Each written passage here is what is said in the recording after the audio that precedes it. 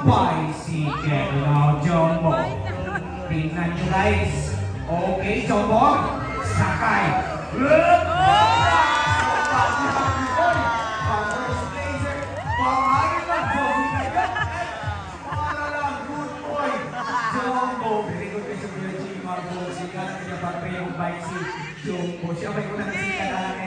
Okay, now, to the kids out there, or maybe sa ating mga adults who still don't know how to ride a bicycle. Nakituwa na ba? Because tuturan tayo ng Jumbo para gumamit na. Okay, now, Jumbo sakay.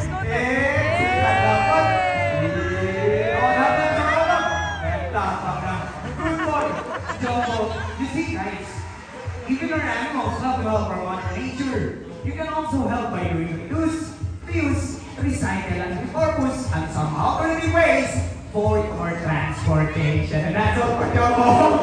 Palakpakan natin sila, siyempre.